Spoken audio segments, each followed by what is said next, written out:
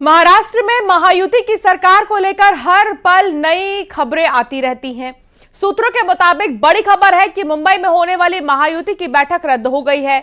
सूत्रों के मुताबिक पहले बीजेपी विधायक दल की बैठक होगी, उसमें बीजेपी विधायक दल के नेता को चुना जाएगा, उसके बाद महायुति की संयुक्त बैठक होगी। सूत्रों के मुताबिक बीजेपी अपने पास 20 से भी ज्यादा पोर्टफोलियो रखेगी। शिंदे कैंप 10 से 12 पोर्टफोलियो की मांग कर रहा है, तो एनसीपी अजीत गुट 6 से 8 मंत्रालय की मांग कर रहा है। यह भी कहा जा रहा है कि मुख्यमंत्री और उप मुख्यमंत्री नामों पर सहमति बन गई है।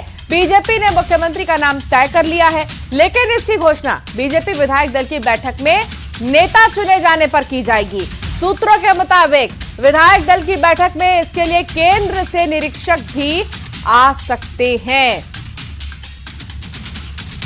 महाराष्ट्र के नेता है, उनको डिस्कशन करने के लिए, चर्चा करने के लिए हम लोग दिल्ली में गए थे और महायुति के जो ज्येष्ठ नेता है, सीनियर लीडर है माननीय अमित शाह साहब, उनके सामने सभी महायुति के घटक पक्षों ने अपनी अपनी बात रखी है और इसके ऊपर हमें ऐसा लगता है 1 या 2 दिन में महायुति के जो एनडीए के जो वरिष्ठ नेता है माननीय अमित शाह साहब या जेपी नड्डा साहब, उनकी तरफ से इसके ऊपर सॉल्यूशन जल्दी ही निकलेगा।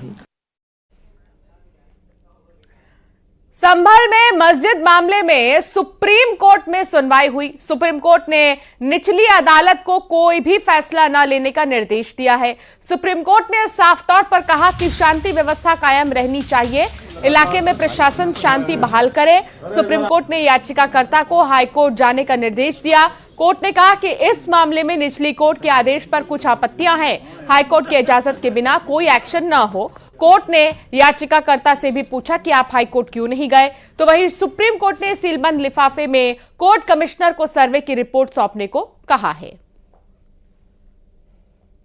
ऑनरेबल सुप्रीम कोर्ट ने ये कहा, सबसे पहले ऑनरेबल सुप्रीम कोर्ट ने चिंता जताई कि वहाँ पे पीस और हार्मनी मेंटेन रहे और स्टेट ऑफ यूपी की तरफ से जो काउंसिल प्रेजेंट उन्होंने कहा कि हम सारी कोशिश और हम पूरा दायित्व है पीस और हार्मनी मेंटेन करने का। इसके बाद माननीय सुप्रीम कोर्ट ने जो मस्जिद कमेटी थी जिन्होंने एसएलपी दायर की थी, उनको कहा कि आप इस ऑर्डर को हाई कोर्ट में चैलेंज कर सकते हैं और हाई कोर्ट में जाने का उनको एक लिबर्टी दी है। साथ ही साथ ऑनरेबल सुप्रीम कोर्ट ने यह भी कहा है कि 3 दिन के अंदर अगर आप हाईकोर्ट में याचिका दायर करते हैं तो मामला हाईकोर्ट के सामने लिस्ट किया जाए और हाईकोर्ट के फर्दर डायरेक्शंस तक के लिए वेट किया जाए और तब तक के लिए ट्रायल कोर्ट की प्रोसीडिंग रुकी रहेगी जब तक हाईकोर्ट अपना निर्देश नहीं दे देता है। और ये मामला अभी ट्रायल कोर्ट में 8 जनवरी को लगा हुआ है। साथ ही साथ ऑनरेबल सुप्रीम कोर्ट ने यह भी निर्देश दिया है कि जो एडवोकेट कमिश्नर महोदय हैं वो अपनी रिपोर्ट सील कवर में दाखिल करेंगे। तो इसका क्या मतलब निकाला जाए कि ट्रायल कोर्ट की प्रोसीडिंग पर एक तरह से स्टे हो गया है? नहीं, ट्रायल कोर्ट की प्रोसीडिंग का भी एक लिमिटेड स्टे है जब तक ऑनरेबल इलाहाबाद हाईकोर्ट ये अप्रोच नहीं करते हैं। और जब ऑनरेबल इलाहाबाद हाईकोर्ट अप्रोच करेंगे और मैटर ऑनरेबल हाईकोर्ट में लिस्ट हो जाएगा तो ऑनरेबल इलाहाबाद हाईकोर्ट डिसाइड करेगी कि ट्रायल कोर्ट की प्रोसीडिंग स्टे रहनी की नहीं रहनी है।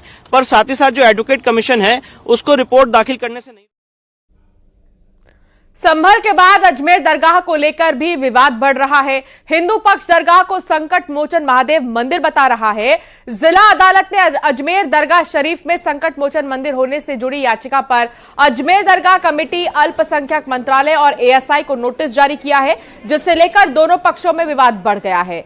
बता दें कि पूरी तरह से अफवाह बताया इसे। साथ ही पीएम मोदी से वर्शिप एक्ट को और सख्त करने की अपील की गई। ऑल इंडिया दरगाह काउंसिल के चेयरमैन सैयद नसरुद्दीन चिश्ती ने अजमेर दरगाह में मंदिर होने के दावे को लेकर भी बड़ी बातें की। असुद्दीन ओवैसी साहब हमें लगता है गांजा फूंक करके बयान देते हैं। ये जो जांच का है, सर्वे का है, चाहे जो केस को स्वीकार किया है माननीय कोर्ट ने किया है और कोर्ट कुछ न कुछ देखा होगा ना। किसी का 50 साल से कब्जा है, इसका मतलब ये नहीं कि वो चीज़ें उसका हो जाता है, क्योंकि मंदिर तो ऐसा स्थान है कि मंदिर हजारों साल पुराने तुरंत सरकार को घेरने लगते हैं, संघ को घेरने लगते हैं। अरे भाई, आपको रखनी है बात, जाके कोर्ट में रखो। तो असुद्दीन ओवैसी जी खुद जो है न्याय से डरते हैं, क्योंकि इनके जो पूर्वजों के द्वारा किया गया, मुगलों के द्वारा पाप है वो सामने आ रहा है। तो इसलिए वो कहीं ना कहीं हताशा में है, निराशा में है, इसलिए वो मुस्लिम कार्ड खेलते हैं, विक्टिम कार्ड खेलते हैं। तो उनके बात में कोई दम नहीं है। दूध का दूध, पानी का पानी होगा। कि बाबरी मस्जिद जब गिरी थी तब शायद 15 अगस्त 1947 को लेके कानून पास किया कि जो धार्मिक स्थान है चाहे किसी भी धर्म के हो, उन सब धार्मिक स्थानों को 15 अगस्त 47 तक जो बने हुए हैं उस पर कोई क्वेश्चन नहीं होना चाहिए, ये शांति स्थापित हो जाए। और शांति स्थापित हुई भी है, 30-35 साल हो गए।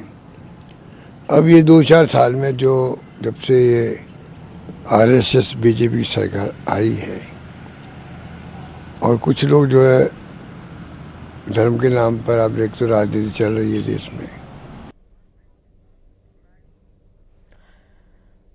हैदराबाद की गोशा महल